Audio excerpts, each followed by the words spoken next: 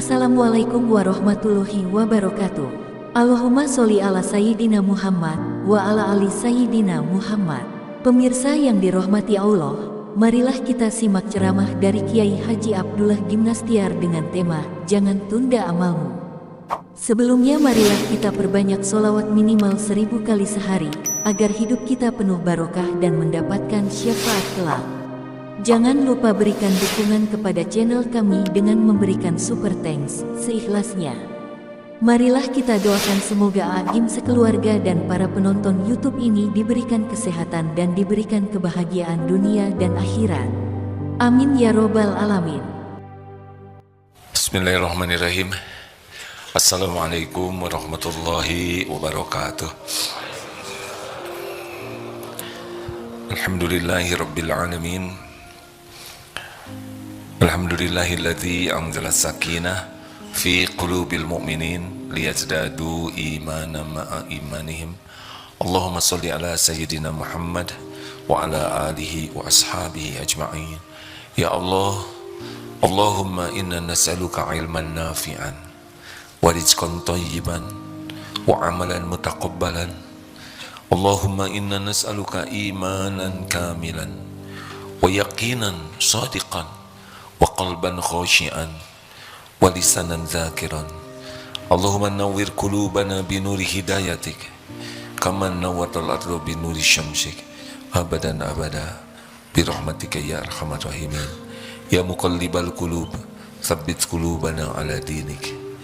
Allahumma rabbana la tuzigh qulubana ba'da idh hadaitana wa hab lana min ladunka rahmah innaka antal wahhab.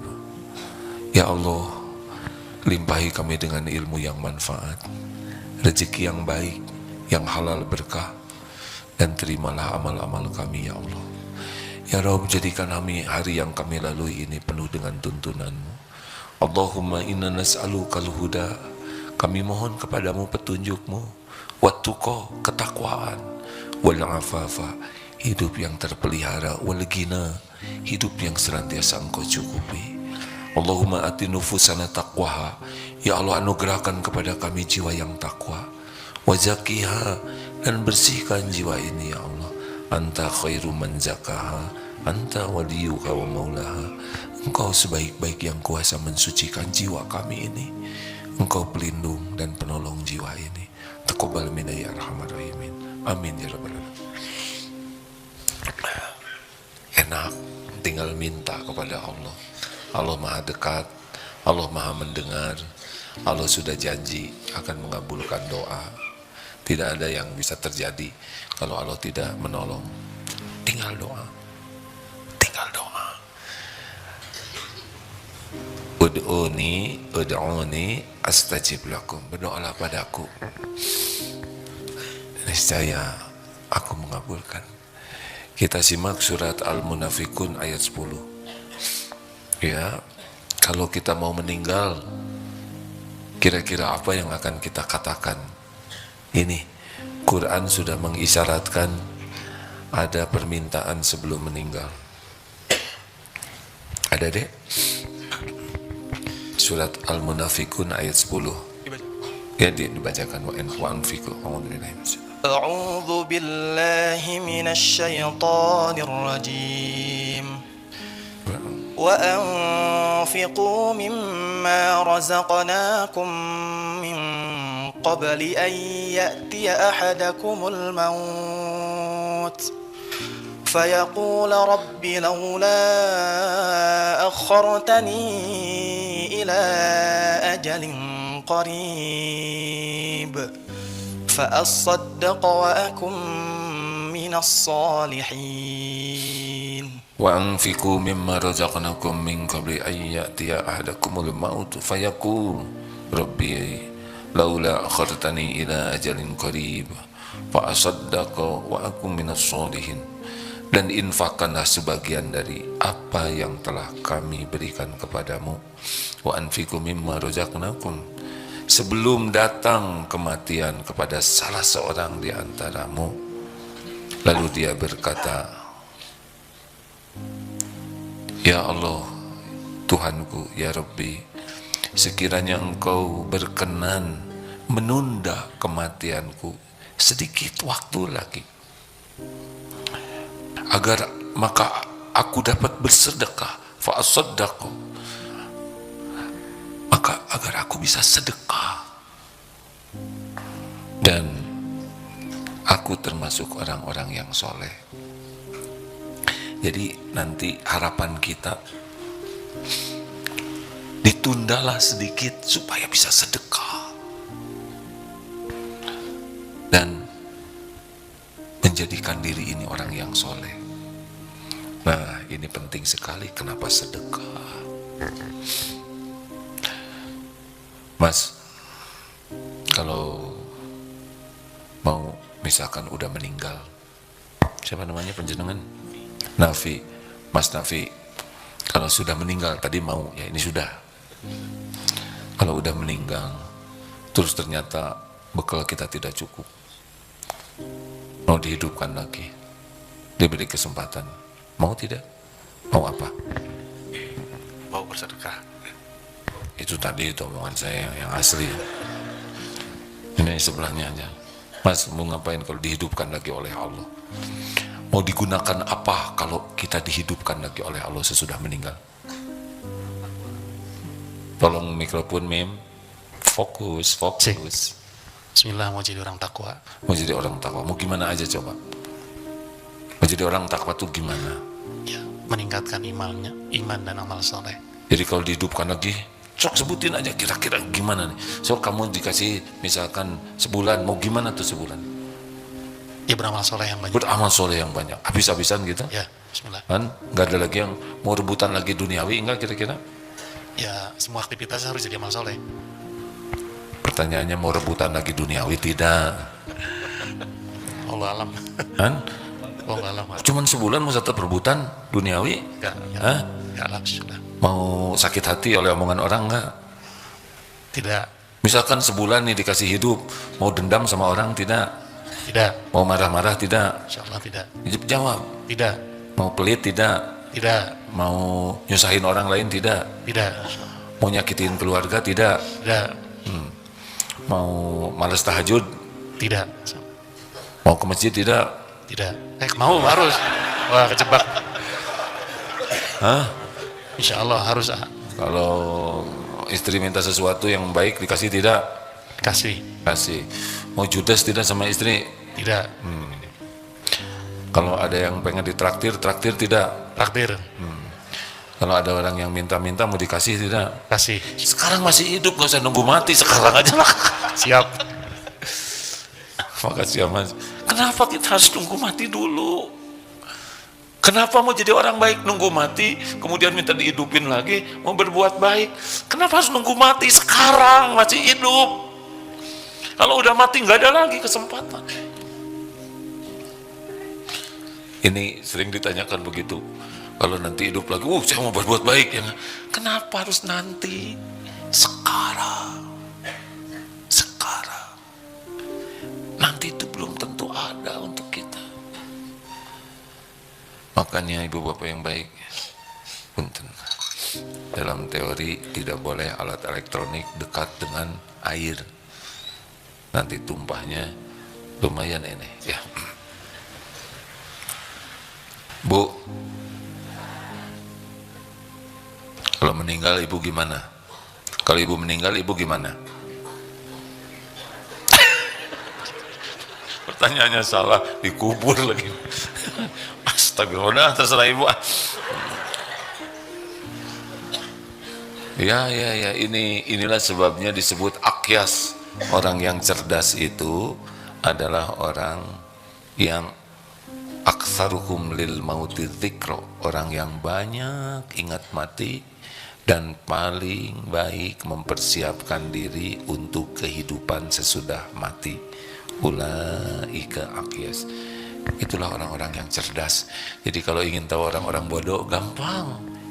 Jarang ngomongin mati, jarang ingat mati. Sepertinya mati itu orang lain.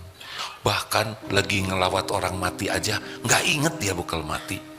Kita diperintahkan untuk melayat orang yang wafat, ikut mendoakan, ikut menyolatkan, ikut mengantar, ikut ke penguburan, supaya kita juga ingat mati.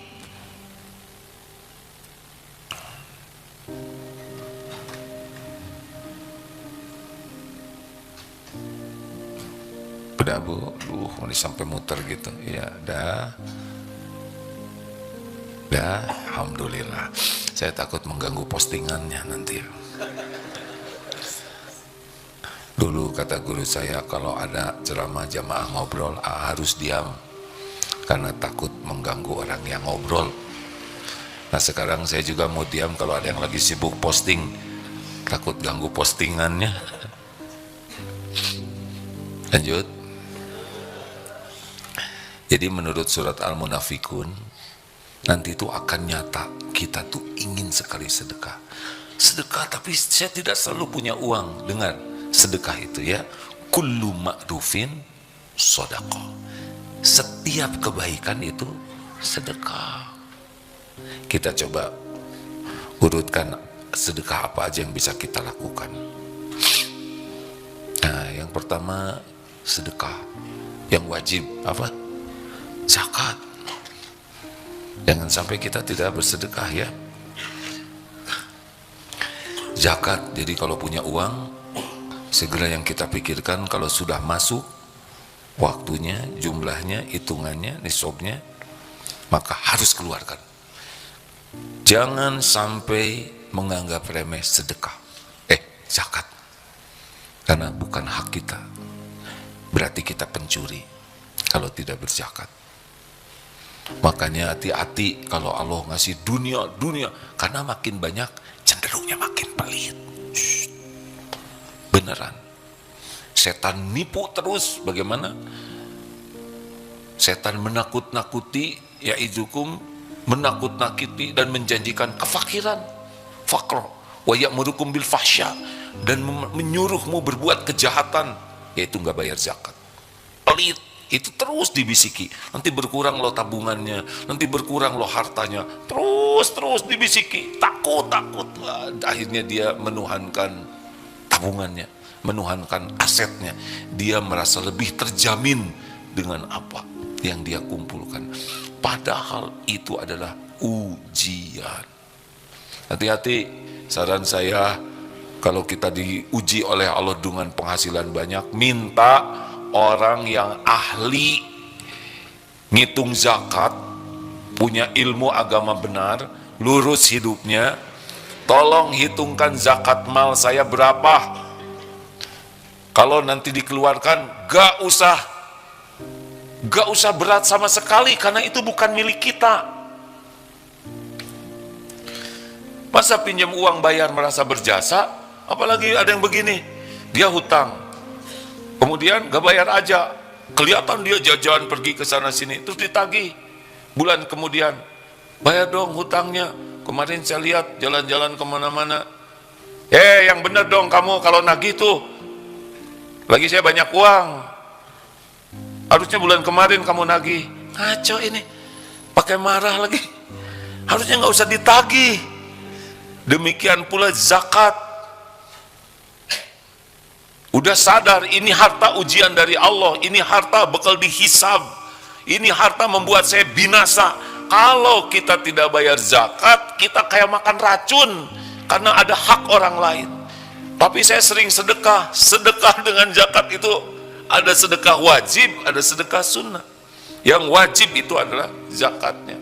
Masa pakai dasi, pakai kopea, hanya itu? Halo? Kenapa kok pada mikir begini? Saya bayar zakat tiap tahun. Zakat apa? Zakat fitrah.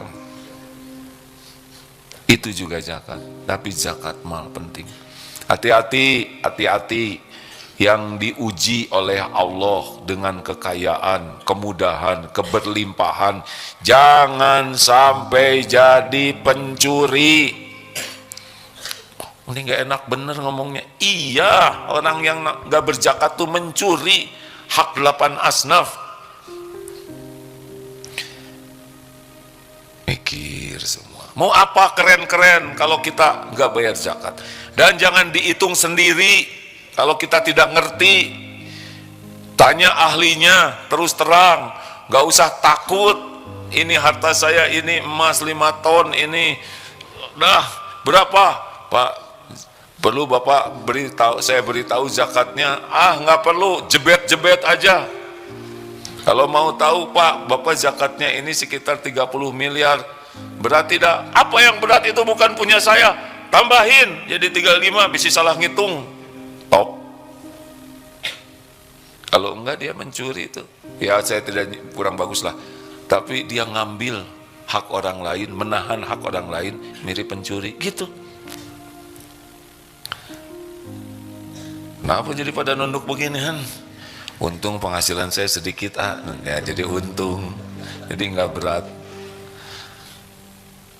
Lalu apalagi kalau mengeluarkan harta amal jariah. Ayo, amal jariah ini mengalir terus. Ini yang dulu jadi jalan masjid ini terwujud, gak kebayang tuh. Saya ingat tuh ada bapak-bapak dulu. Waktu pertama kita beli tanah ini, Masjid Darut Tauhid ini, beliau istrinya meninggal. Saya lupa nominalnya ya, tapi beliau kesini bawa uang. Wah, saya pikir si bapak tuh banyak sekali uangnya. Ternyata jual rumah, lalu diwakafkan atas nama istrinya. Dan dari uang itu berapa gitu, saya mohon maaf, sebagian ya itu diberikan, tapi sebagian besar hampir 90% adalah wakaf. Saya mencintai istri saya. Saya ridho dengan istri yang Allah amanahkan ini akhlaknya baik. Saya punya ini, ternyata itu diwakafkan atas nama istrinya, almarhumah. Insya Allah istrinya dapat pahala, beliau dapat pahala. Sekarang masjid ini, itu tahun 95 dulu, 30 tahun yang lalu ya. Tiap ada yang sholat, tiap ada yang itikaf, ada yang ngaji, ada mengalir pahalanya. Itu cerdas. Ada seorang sahabat yang kalau mendengar sumur bor itu sepertinya excited sekali. Beliau punya mesin bor yang besar dan sukanya ngebor aja. Di mana ada ini kekurangan air, udah saya borkan. Banyak. Di Eko Pesantren juga tiap ada mendengar ini perlu air, udah. Padahal itu puluhan juta, kadang ratusan juta. Ada yang sebulan, 3 bulan ngebor karena dalam Pak. Dan beliau mengumpulkan uangnya. Ini cerdas. Tiap diminum, tiap burung minum, tiap pohon tumbuh, pahala terus.